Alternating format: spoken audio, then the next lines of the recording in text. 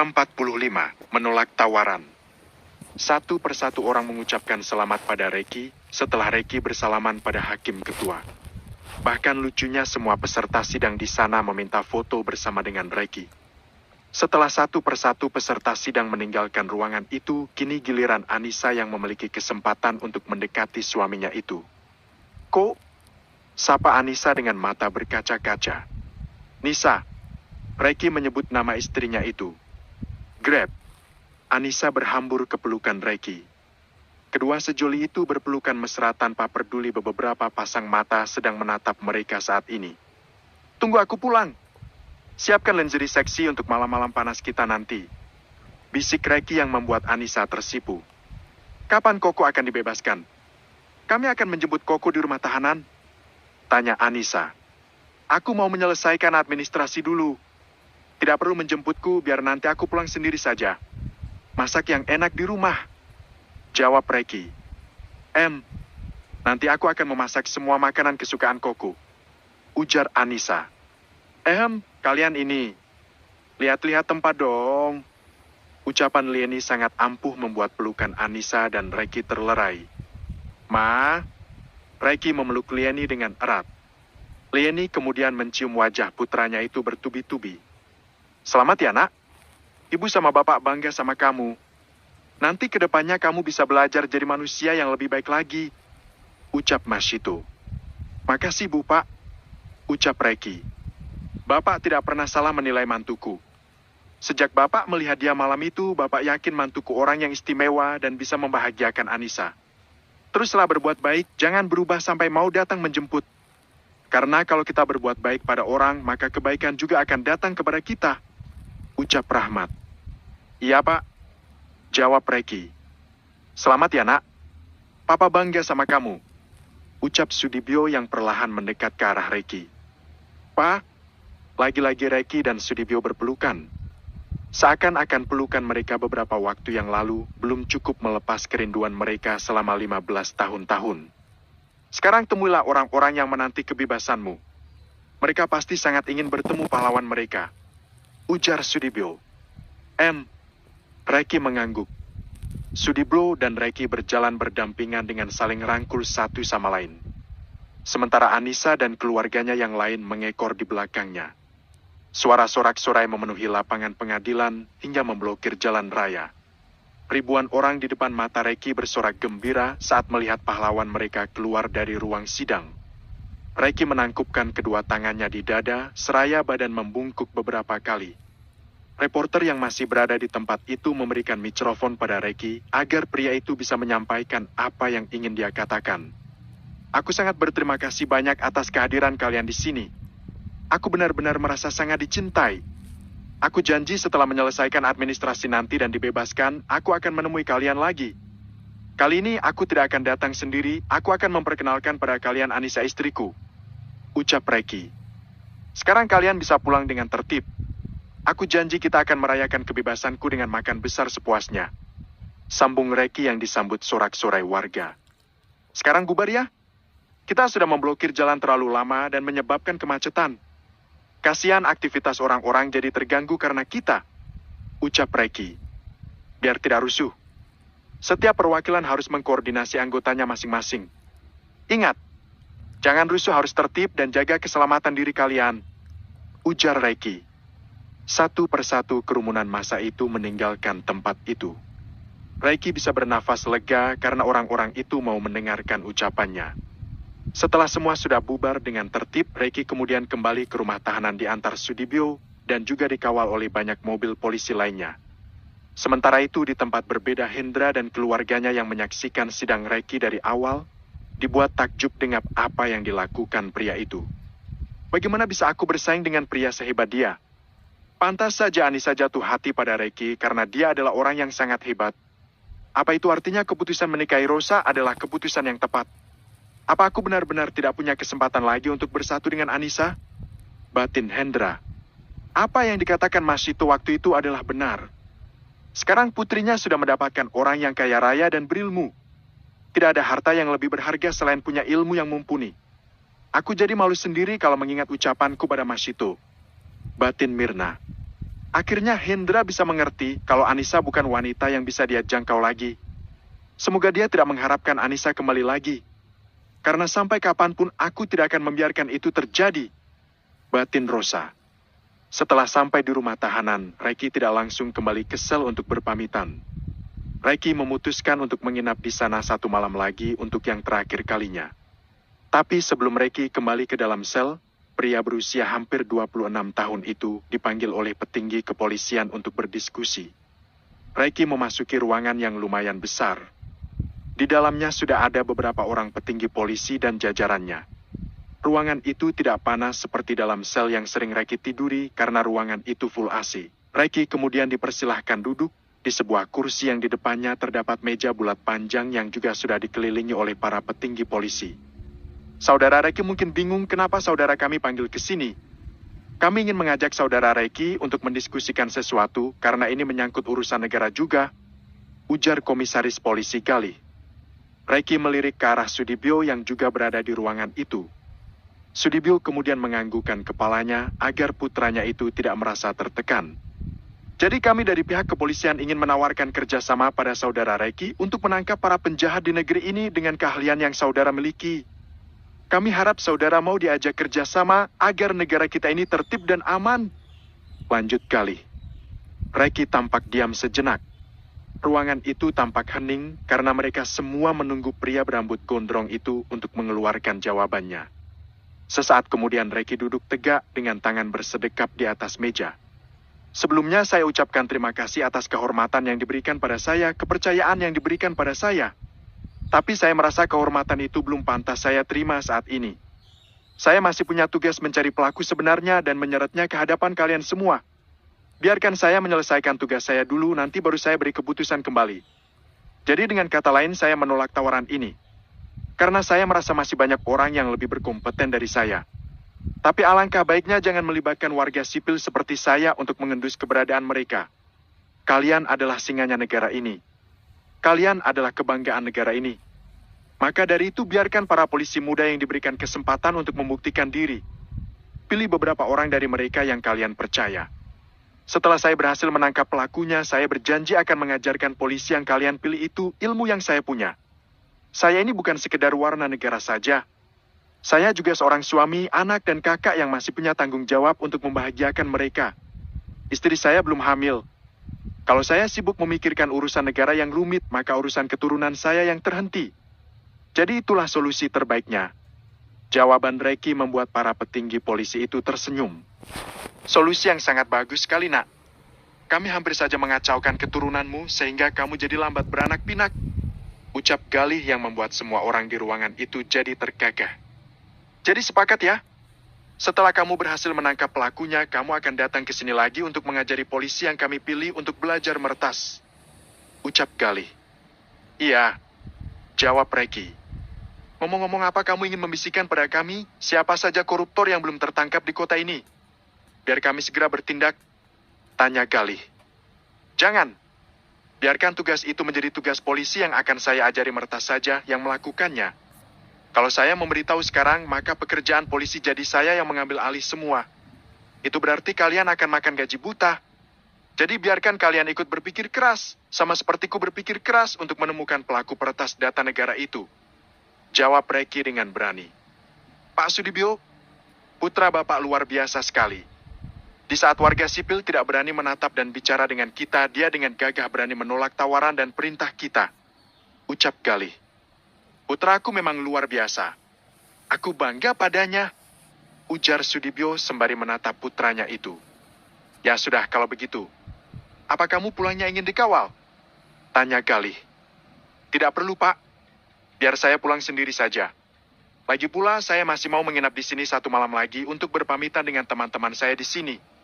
Jawab Reiki. Baiklah, kalau begitu diskusi kita cukupkan sampai di sini. Lain kali kita akan bertemu kembali. Ucap Galih yang mengakhiri diskusi singkat itu. Sudibyo merangkul pundak putranya saat akan keluar dari ruangan itu. Apa kamu yakin ingin menginap di sini semalam lagi? Tanya Sudibyo. Ya, Pak. Besok pagi aku akan pulang. Jawab Reiki.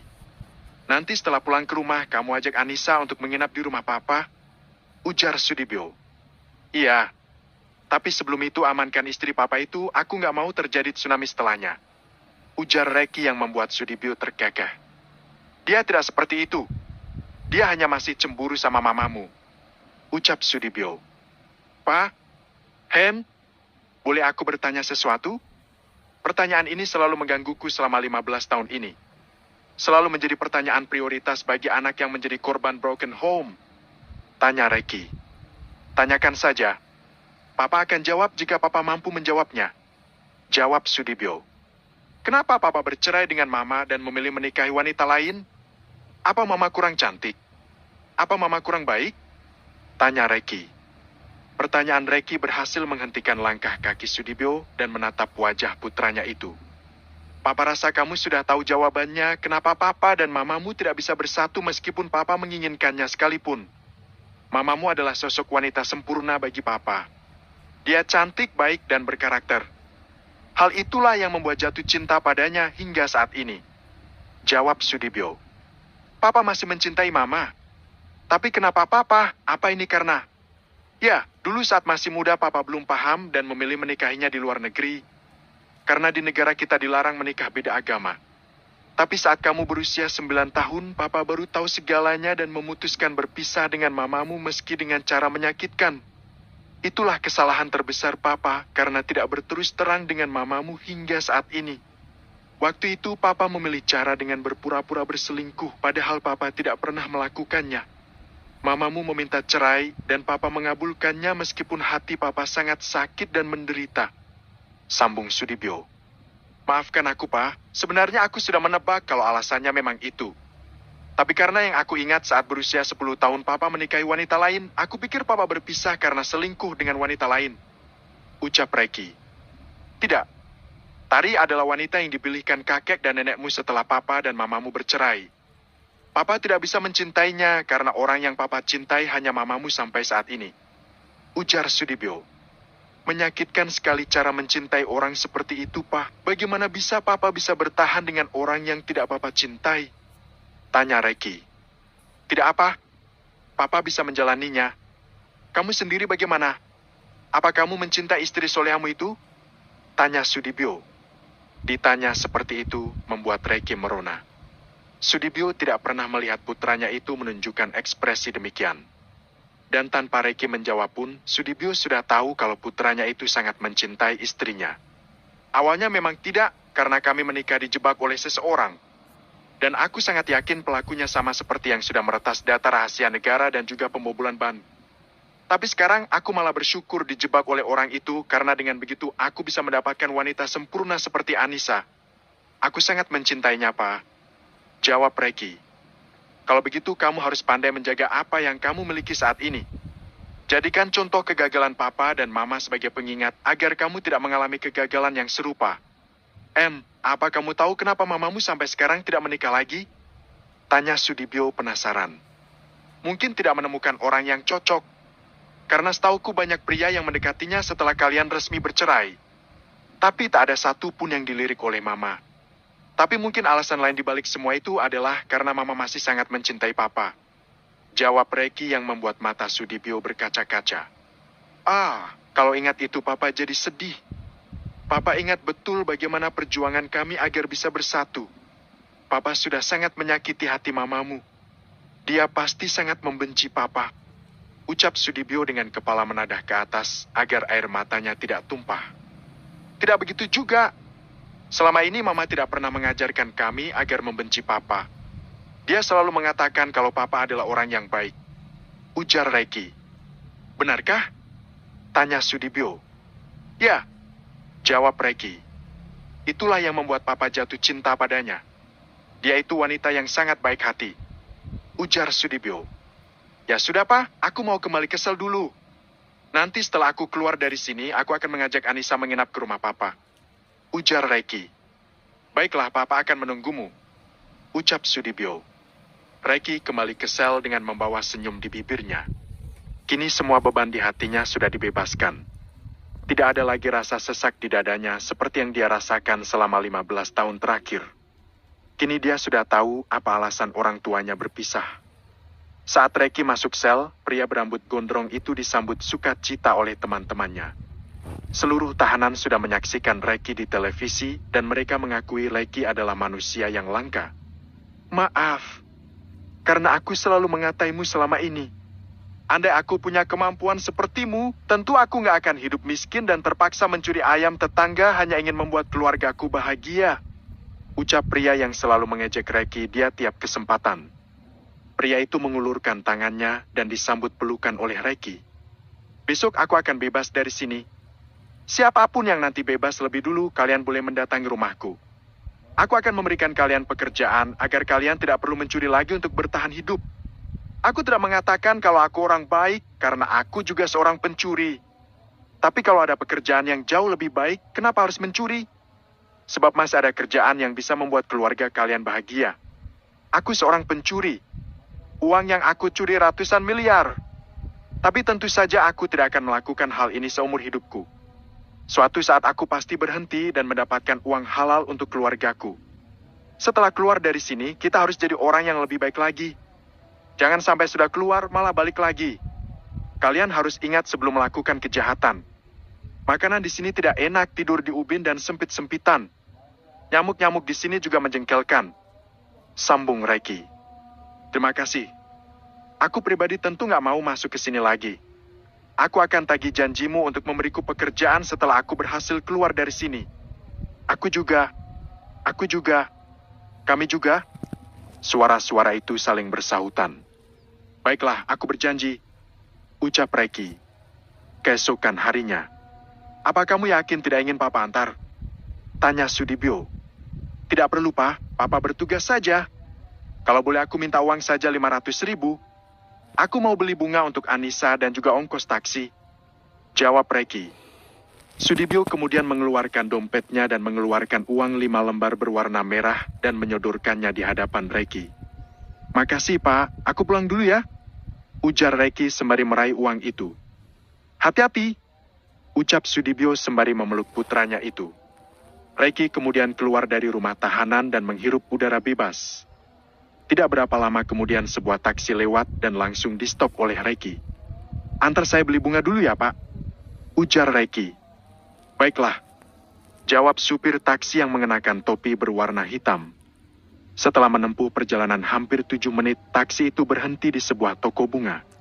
Reiki segera membeli sebuket bunga mawar merah dan minta dirangkai dengan cantik. Setelah selesai, Reiki kembali ke dalam mobil untuk melanjutkan perjalanan. Reiki memejamkan matanya setelah memberitahu alamat rumahnya pada sang supir.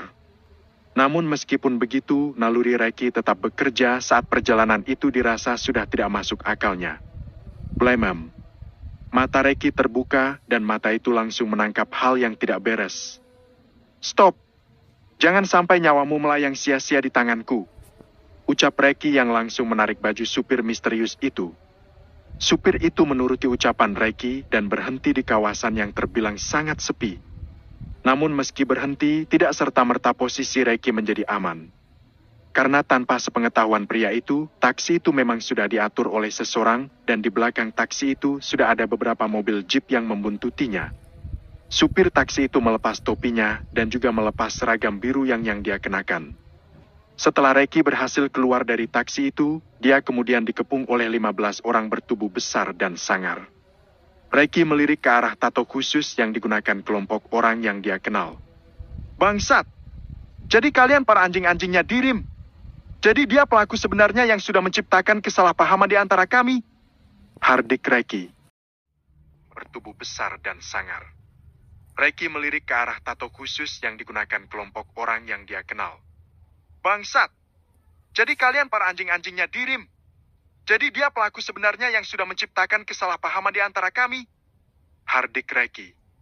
Maju kalian semua. Biar aku kirim kalian ke neraka. Ucap Reiki. Reiki kemudian berada di situasi pertarungan sengit. Meski yang mengeroyoknya 15 orang, tapi itu tidak membuat dia kalah dengan mudah. Orang-orang berwajah sangar itu babak belur oleh ilmu bela diri Reiki yang sangat tinggi. Namun perjuangan Reiki berhasil dilumpuhkan saat sebuah peluru bius berhasil mengenai punggungnya dan menyebabkan pria berambut gondrong itu tidak sadarkan diri. Bahwa dia ke markas sesuai perintah bos. ucap pria yang memiliki tato kala jengking di lengannya. Reiki kemudian kembali dimasukkan ke dalam taksi dan dijaga oleh dua orang bertubuh besar. Bagaimana dengan bunga ini? Buang saja. Pria itu melempar bunga mawar merah keluar jendela dan langsung dilindas oleh mobil jeep di belakangannya. Setelah menempuh perjalanan yang cukup panjang, mereka pun sampai di markas baru milik Dirim. Markas yang Reiki tidak pernah kunjungi sebelumnya. Sementara itu di tempat berbeda, Anissa menanti kedatangan Reiki dengan gelisah. Ini sudah hampir lewat jam makan siang. Tapi kenapa Koko belum datang juga? Apa dia pulangnya sore? Batin Anissa. Belum ada juga kabar dari Reiki? Tanya Lieni sembari menuruni anak tangga. Belum, Ma. Apa jangan-jangan pulangnya sore ya? Tanya Anissa. Apa boleh aku nelpon Papa, Ma? Sambung Anissa. Silakan saja. Jawab Lieni. Anissa kemudian menghubungi Sudibyo tentang keberadaan Reiki saat ini. Yanis? Tanya Sudibyo. Pak, apa Koko pulangnya sore? Tanya Nisa. Dia sudah keluar sejak jam 10 pagi. Apa dia belum sampai?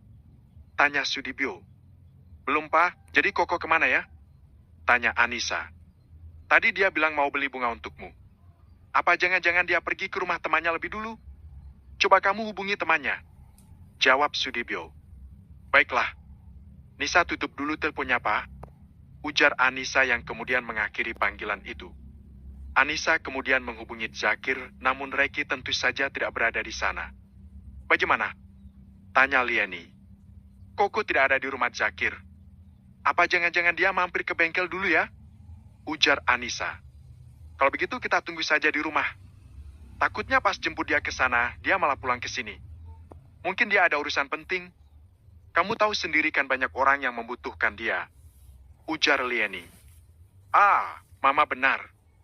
Mungkin aku terlalu berlebihan. Padahal ada banyak orang yang lebih membutuhkan dia saat ini.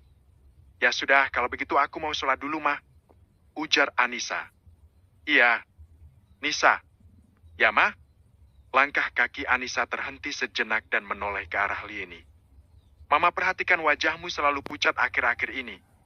Apa kamu tidak sehat? Tanya Lieni. Sebenarnya Nisa sering pusing akhir-akhir ini. Mungkin karena Nisa kurang tidur dikarenakan kasus Koko yang belum selesai. Tapi kedepannya nggak lagi. Sekarang Koko sudah bebas dan nggak ada alasan untuk tidak tidur nyenyak lagi. Jawab Nisa tergagah. Ya sudah sana sholat. Habis itu kita makan siang bersama dan kemudian beristirahat. Ucap Lieni. Iya, Ma. Jawab Anissa yang kemudian bergegas naik ke atas untuk melaksanakan ibadahnya. Sementara itu Reiki yang masih tidak sadarkan diri dimasukkan ke dalam sebuah ruangan khusus dan tangannya diikat ke sebuah tiang besi di kiri dan kanan.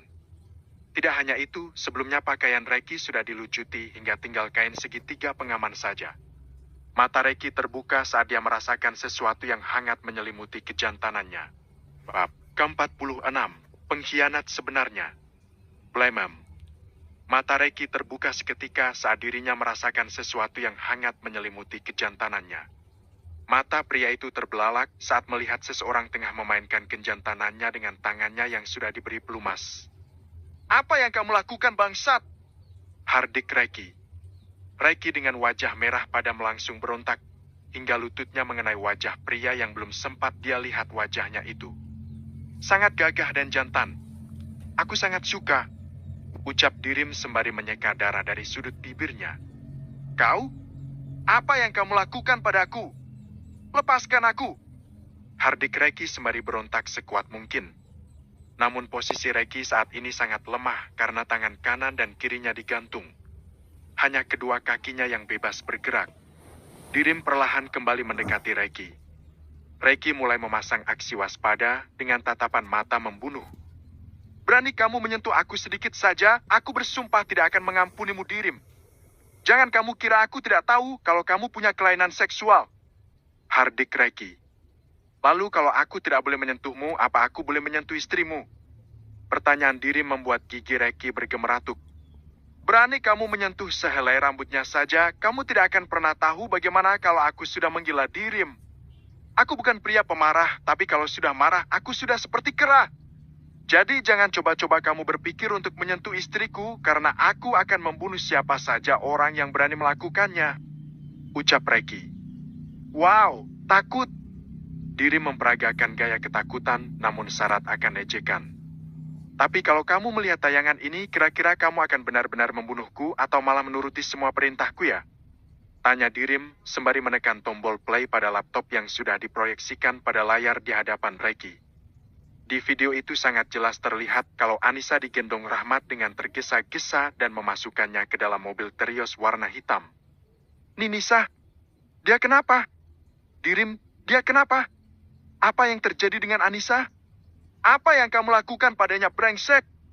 Hardik Reki dengan bibir bergetar. Ait, kamu nggak boleh menuduh semuanya ulah aku dong. Dia pingsan sendiri, kamu harus bersikap baik padaku agar aku mau memberikanmu informasi tentang dia selanjutnya. Ujar Dirim. Apa maumu? Tanya Reki yang hanya dijawab senyuman oleh Dirim. Pria berjambang itu meraih sebuah kursi dan duduk di hadapan Reki yang masih dengan posisi berdiri dan kedua tangan digantung. Santai. Jangan terlalu terburu-buru. Aku masih belum mencapai kesepakatan dengan seseorang. Jawab Dirim. Kamu saksikan saja videonya hingga selesai. Di sekitar rumahmu sudah kukirim 3 sniper terbaik yang akan menghabisi siapa saja sesuai dengan perintahku. Bagaimana kalau yang pertama kita tes pada ayah mertuamu? Tanya Dirim. Dirim, berhentilah bermain-main dengan nyawa manusia. Sebenarnya apa yang kamu inginkan dariku? Katakan sekarang. Kita bisa selesaikan ini secara baik-baik. Reki mencoba bernegosiasi dengan Dirim. Keinginanku ya? Tanya Dirim sembari berdiri dari kursinya dan mendekati Reki perlahan. Dirim tiba-tiba memeluk Reki dari belakang dan meraba otot-otot perutnya yang tampak menggoda. Gigi Reki bergemeratuk, emosinya yang tertahan menyebabkan nafasnya naik turun. Dirim kemudian beralih ke depan Reki dan meraih kedua sisi wajah pria itu. Keinginan pertamaku adalah, cium aku. Ucap Dirim yang membuat dada Reki bergemuruh. Hentikan kegilaan ini, Dirim. Kamu tidak bisa menyamakan aku dengan kamu yang gak normal itu. Ucap Reki. Jangan sombong dulu, Hani. Sebentar lagi kamu yang akan memohon agar aku menyentuhmu. Tapi kamu tenang saja, aku mau bersabar menantimu sampai kamu siap. Aku akan mempertemukanmu dengan. Sebaiknya kamu lihat saja langsung. Aku hanya ingin menunjukkan padamu seberapa besar kekuasaanku di dunia bawah tanah. Semua kendali ada padaku sekarang, semua kartu asmu ada padaku. Jadi kamu tidak akan pernah bisa membuat pilihan. Ujar Dirim. Sebenarnya apa yang dia bicarakan? Apa aku harus menuruti kemauan dia?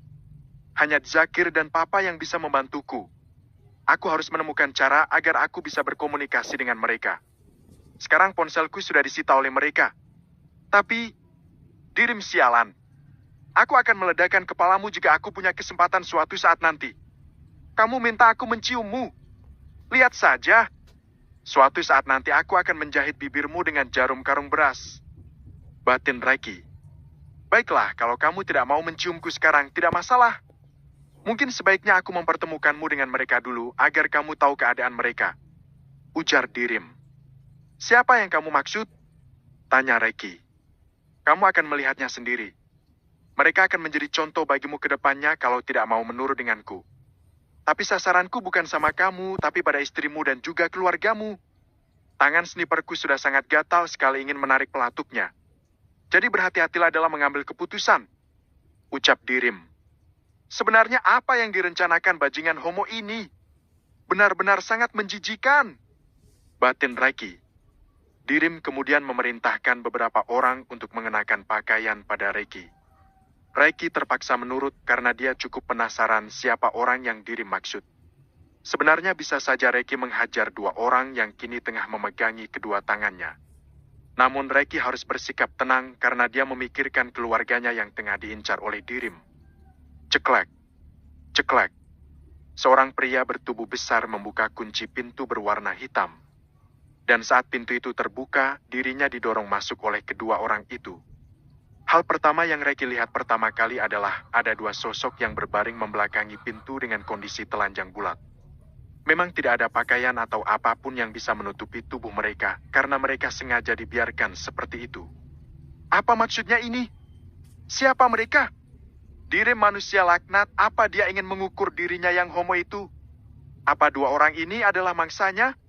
Batin Reiki. Reiki perlahan mendekat untuk mengetahui pemilik dua orang bertubuh kurus itu. Tempat itu memang lumayan besar, namun tidak dilengkapi dengan fasilitas kipas atau pendingin ruangan. Saat Reiki memutari tempat tidur, mata pria itu terbelalak saat melihat sosok yang terbaring meringkuk itu adalah sosok Reno. Reno? Reiki langsung mendekati sahabatnya itu.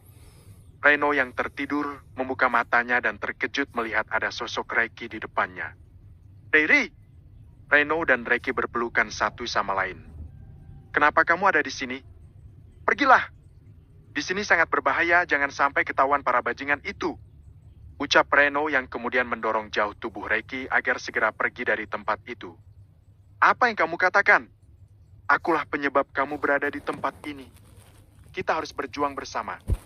Ucap Reiki. Rere, seru seorang pria bersuara lirih.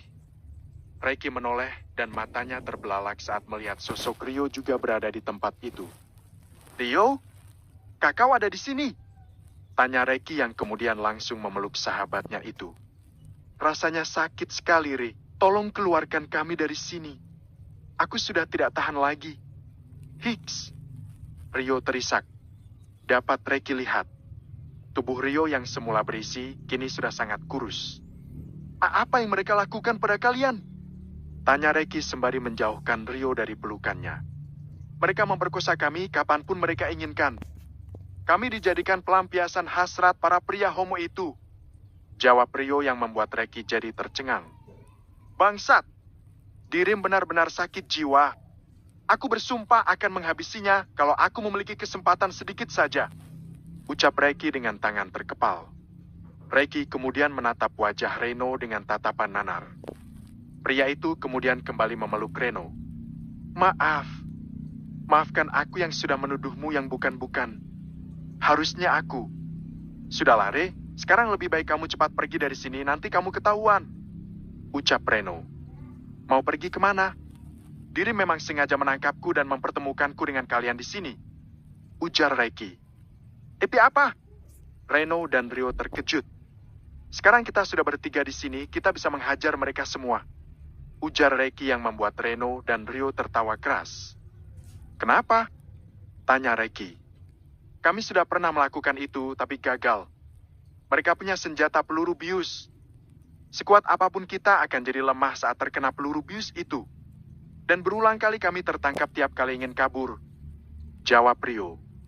Kami bangga padamu karena kamu sudah berhasil lolos dari jerat hukum. Diri mengatakan pada kami kalau kamu ditangkap polisi karena kasus pemobolan bank dan juga data rahasia negara. Ujar Reno. Ya, kalian benar. Aku pernah masuk penjara selama hampir 1 bulan. Sekarang lebih baik kita pikirkan bagaimana caranya agar bisa menghubungi Hilman. Kalau kita bisa menghubungi dia, dia bisa membawa orang-orang kita untuk menyerbu markas ini. Ujar Reiki yang membuat Reno dan Rio saling berpandangan satu sama lain dan kemudian tertawa keras. Ada apa? Kenapa kalian tertawa? Tanya Reiki. Jadi kamu belum tahu kalau bajingan lugu itu pengkhianat yang sebenarnya? Selama ini kita dibiarkan curiga pada Reno, atau bahkan mungkin kamu sangat mencurigaiku yang seorang mata duitan. Duit memang segalanya bagiku, tapi bukan berarti aku tidak tahu diri siapa orang yang sudah memberiku makan dan juga ilmu. Jawab Rio. Hilman. Mana mungkin? Dia juga ikut membantuku jadi saksi di persidangan. Ujar Reiki. Kita semua sudah masuk dalam jebakannya. Kamu hanya dijadikan bahan taruhannya dan dirim. Ujar Reno. Dan satu lagi fakta yang harus kamu tahu, Re. Kalau sebenarnya Hilman itu juga homo. Timpal Rio. Tapi apa? Reiki terkejut. Dia taruhan dengan Dirim, kalau kamu berhasil keluar dari penjara maka kamu milik Dirim dan Hilman mengambil alih markas kita. Tapi kalau kamu dihukum, maka Dirim harus membebaskan kamu dengan cara Dirim dan menjadi milik Hilman. Sementara Dirim menguasai markas kita. Ujar Reno. Tidak masuk akal. Gak mungkin Hilman melakukan itu padaku. Gak mungkin dia homo. Gak mungkin. Teriak Reiki. Biug. Reiki memukul dinding dengan telapak tangannya dan dengan nafas yang terengah-engah. Gak mungkin. Hiks. Gak mungkin dia begitu. Apa salahku? Hiks. Apa kurangku sebagai teman?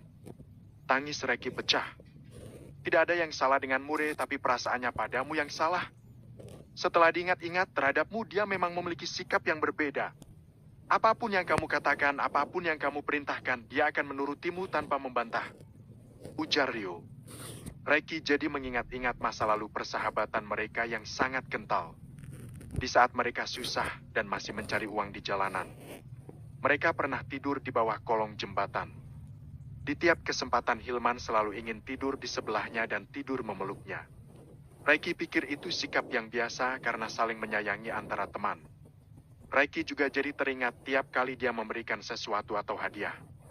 Hilman selalu mengucapkan terima kasih dengan cara mencium pipinya disertai tawa saat Reki protes atas sikapnya itu. Mengingat hal itu, semua bulu di tubuhnya terasa berdiri. Ya, jadi orang yang menjebakku dengan Anissa waktu itu juga ulah dia. Tanya Reki. Ya, jawab Reno. Tapi kenapa? Bukankah dia menyukaiku? Kenapa aku dibiarkan menikahi Anissa? Tanya Reki. Awalnya rencana dia bukan seperti itu. Dia hanya ingin membuat Anissa diceraikan oleh suaminya karena adiknya mencintai pria itu.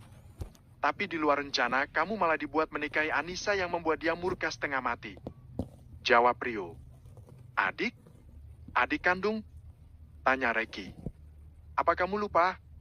Dulu dia pernah bercerita kalau dia punya adik kandung perempuan yang terpisah dengannya karena ada yang mengadopsinya. Dia sudah menemukan adiknya setelah keluar dari panti asuhan, tapi tidak pernah bercerita sama kita karena kita juga sudah melupakan tentang ceritanya itu. Jawab Rio. Tetapi bagaimana caranya dia memasukkan obat ke dalam minuman itu? Jelas-jelas minuman itu disegel dan saat itu aku bersama kamu, Ren. Tanya Reki. Minuman itu dia dapat dari tempat biasa aku dan Reno memesan minuman untuk mengisi klub-klub malam.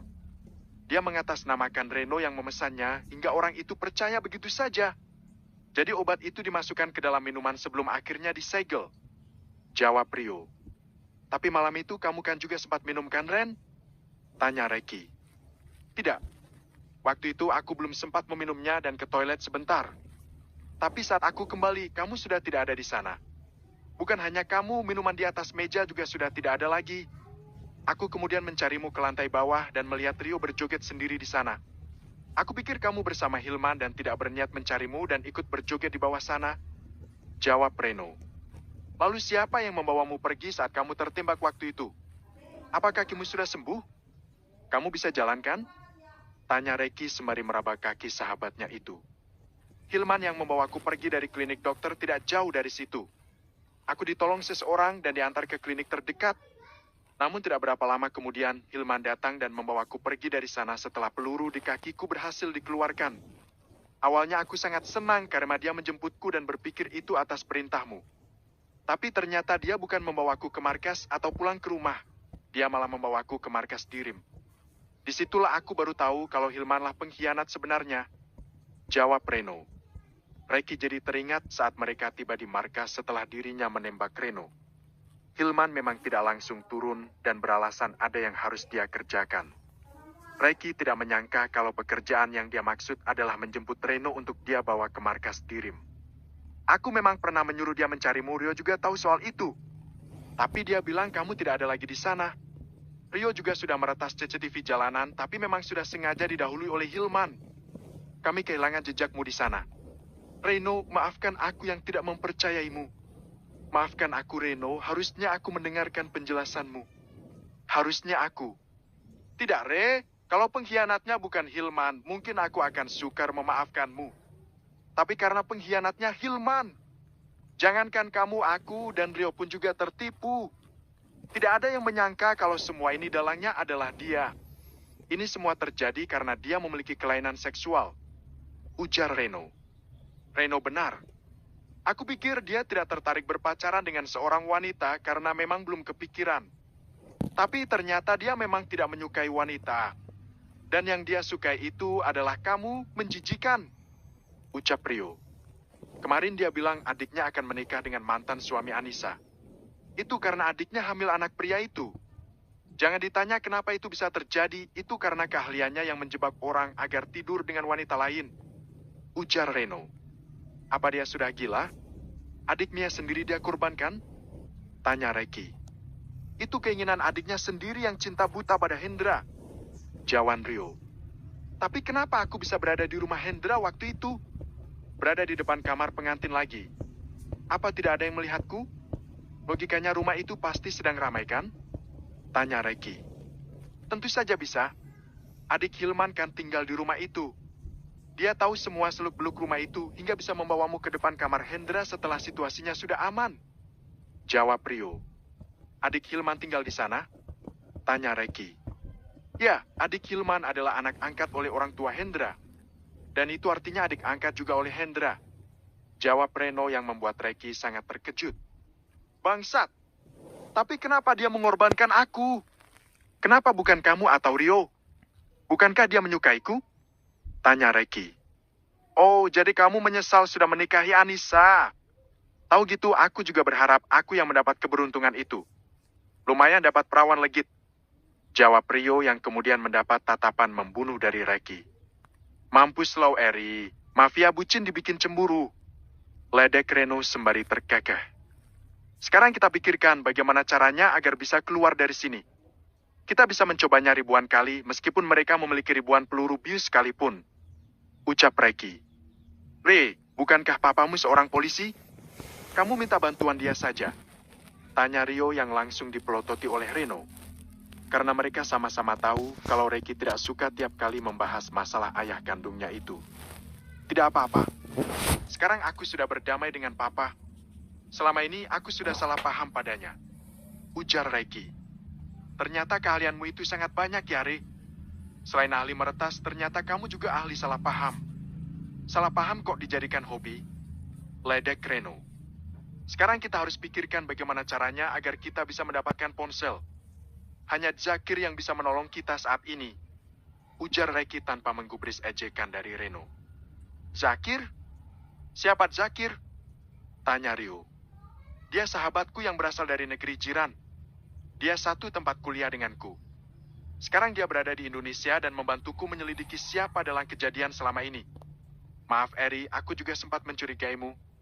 Soalnya kamu tiba-tiba menghilang dan kejadian pembobolan itu pas saat kamu izin pergi. Sebenarnya apa yang terjadi sama kamu hingga kamu berakhir di sini? Tanya Reki. Aku dan Hilman menemukan ponselmu di semak-semak, tempat terakhir kali kita meninggalkan Reno. Tanya Reki. Jangan ditanya kenapa Hilman bisa menemukan ponselnya, karena itu memang ulah dia. Saat aku pergi menuju bandara, 2 mobil jeep memblokir taksi yang sedang aku tumpangi. Aku dipaksa turun dan dibawa pergi oleh orang-orangnya Dirim. Ini adalah markas barunya, markas lama sudah ditinggalkan untuk menghilangkan jejak. Jawab Rio. Apa kamu ingat waktu kamu bertransaksi dengan Dirim terakhir kali? Kami sangat senang saat mendengar suaramu waktu itu. Kami menggedor-gedor pintu dengan kaki kami yang terikat. Sementara tangan kami juga terikat dengan mulut kami yang dilakban tebal. Sambung Rio. Kami sangat sedih saat mendengar kamu tidak jadi ke toilet yang berada di sebelah kamar itu. Rasanya dunia kami terasa runtuh. Kami cuma bisa berharap waktu itu kita mempunyai kontak batin yang kuat agar kamu bisa merasakan keberadaan kami. Ucap Reno. Aku bersumpah atas nama kalian. Aku akan menghabisi Hilman dengan tanganku sendiri. Dia benar-benar sudah mengikis habis rasa sabarku. Orang yang aku percaya, orang yang aku anggap paling lurus. Tapi ternyata orang yang paling biadab. Bagaimana bisa dia menyuruh orang untuk menodai Sialin? Di mana hati nuraninya? Ucap Reki. Aku juga terkejut saat kamu menuduhkan hal itu padaku. Tentu saja aku tidak sampai hati melakukannya. Aku juga punya adik yang masih belia, tentu saja aku menganggap Sialin adalah adik kandungku juga. Ujar Reno. Ya, harusnya aku paham. Orang yang memiliki orientasi menyimpang, otak dan hatinya tentu saja tidak normal. Dia tidak akan peduli dengan hal yang berhubungan dengan nurani. Hilman dan Dirim, 2 manusia ini patutnya dikubur hidup-hidup seperti zaman jahiliyah. Dan aku pasti akan melakukan hal itu suatu saat nanti. Ujar Reki. Ceklek. Apa kalian sudah selesai mengumpatku? Tanya Hilman. Bruk. Bruk. Hilman melemparkan pakaian ke arah Rio dan Reno. Rio dan Reno bergegas memakai pakaian itu. Ini dia bajingannya. Reki mendekat ke arah Hilman dan langsung mengguncang keras tubuh sahabatnya itu. Kenapa kamu lakukan ini sama aku? Kenapa? Apa salahku sama kamu, Man? Aku memperlakukanmu melebihi saudara kandungku sendiri. Aku memberikan apapun yang kalian inginkan. Kenapa kamu melakukan ini, brengsek? Hardik Reki. Biug. Reki memukul wajah Hilman dengan keras. Air mata Reki jatuh bersamaan dengan sebuah pukulan keras di wajah sahabatnya itu. Namun bukannya membalas, Hilman malah tertawa keras. Tawa yang terdengar mengerikan di telinga Reno dan Rio. Apa yang kamu tertawakan, ha? Bisa-bisanya kamu menyuruh orang memperkosa Sialin? Bisa-bisanya kamu menjebakku dengan obat sialan itu? Kenapa kamu melakukan itu padaku? Kenapa? Hardik Reki. Pria itu masih berharap dirinya sedang berada di alam mimpi saat mengetahui pengkhianatan sahabatnya itu. Kenapa aku harus peduli dengan adikmu itu? Dia adikmu, bukan adikku. Aku sudah memiliki adikku sendiri. Dan soal penjebakan itu hal yang paling aku sesali seumur hidupku. Karena kebodohanku, kamu malah jadi milik wanita sialan itu. Lalu kenapa aku tidak boleh sakit hati? Seenaknya saja kamu menyuruhku membeli lingerie untuk meniduri wanita lain tanpa peduli perasaanku. Jawab Hilman. Aku tidak peduli dengan perasaan sialanmu itu, bangsat. Manusia kotor, manusia hina. Aku habisi kamu sekarang juga. Hardik Reki. Reki kembali ingin menghajar Hilman, namun perkataan Hilman membuat langkah kaki Reki terhenti. Berani kamu melangkah lagi, aku pastikan Anissa dan keturunanmu akan aku lenyapkan sekarang juga. Ucap Halman. Keketurunan? Tanya Reki. Ya, kenapa? Kamu pasti senang mendengar bahwa istri kesayanganmu itu sedang hamil anakmu saat ini. Akibat sering kamu genjot dengan lingerie seksi yang aku belikan untuk wanita sialan itu, jawab Hilman. Anissa hamil. Ren, Eri, Anissa hamil. Aku akan jadi seorang ayah. Wajah Reki tampak berbinar bahagia. Selamat ya, Re. Ucap Rio dan Reno hampir bersamaan. Ya. Untuk sementara aku ucapkan selamat padamu, tapi aku jamin itu hanya sementara. Karena aku pastikan dia tidak akan pernah melahirkan anak itu selamanya. Ucapan Hilman membuat Reki, Rio dan Reno naik pitam. Bash. Biug. Bash. Biug. Reki, Rio, dan Reno memberi pukulan secara bergantian. Diri Imam? Teriak Hilman sembari menghadap CCTV yang terpasang di ruangan itu. Bunuh wanita sialan itu sekarang juga. Sambung Hilman sembari meletakkan tangan melintang di lehernya. Berukuk. Reki tiba-tiba berlutut di hadapan Hilman dengan tidak berdaya. Aku mohon jangan lakukan itu, Man. Aku akan melakukan apapun asal kamu jangan membunuh istri dan anakku. Ucap Reki dengan meneteskan air mata. Tapi Re, Gari, aku tidak bisa kehilangan Anissa dan anakku. Aku rela menukar apapun yang ada di dunia ini atau bahkan nyawaku sendiri agar Anissa dan anakku bisa selamat. Ucap Reki. Oh, mengharukan sekali. Kalau begitu aku pikir-pikir dulu ya. Ucap Hilman yang kemudian keluar dari ruangan itu. Re, kenapa kamu? Apa yang kamu katakan, Eri? Aku mencintai anak dan istriku. Ucap Reki. Sudah sedalam itu? Tanya Rio. Reki mengangguk. Sekarang ada kehidupan baru di dalam perutnya. Aku sangat bahagia hari ini. Minimal anakku harus lahir dulu ke dunia ini. Selama proses itu, kita pikirkan juga bagaimana bisa menghubungi dunia luar agar kita bisa terbebas dari tempat sialan ini. Ucap Reki. Tapi sebenarnya apa yang mereka inginkan dariku? Tanya Reki. Kami juga tidak tahu. Tapi yang pasti ini ada kaitannya dengan keahlianmu itu. Jawab Reno. Anissa. Gumam Reki dengan mata terpejam dan punggung bersandar di tembok. Dek. Koko. Kamu di mana? Gumam Anissa sembari mengelus dadanya yang tiba-tiba berdebar. Anissa saat ini tengah diopname di rumah sakit. Anissa mengalami anemia sedang dan jatuh pingsan di kamar. Namun bukan karena alasan itu saja yang